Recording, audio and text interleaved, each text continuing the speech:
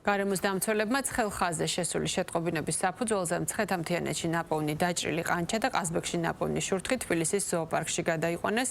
მათ შესაბამისი დახმარება უკვე გაუწიეს. გამოჯანმრთელების შემდეგ კი გარემოს დაცვითი დეპარტამენტის თანამშრომლებმა ფრინველები ბუნებრივ გარემოში დააბრუნეს. ყანჩა კრწანისის ტყეპარკში, შურთხი კი ყაზბეგის მუნიციპალიტეტში გაუშვეს.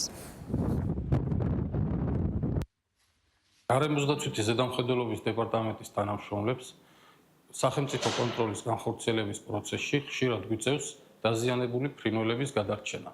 კერძოდ, შემოსული შეტყობინების საფუძველზე ეკიპაჟს დაზიანებული ფრინველი გადახავს ზოოლოგიურ პარკში, სადაც მას უტარდება შესაბამისი ვეტერინარული პროცედურები.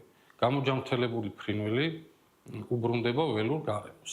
დაზიანებული ფრინველი პოტენციურად შეიძლება იყოს სამართალდარღვევის ობიექტი. ამიტომაც ყოველ კონკრეტულ ფაქტზე ხდება შესაბამისი მოკვლევა.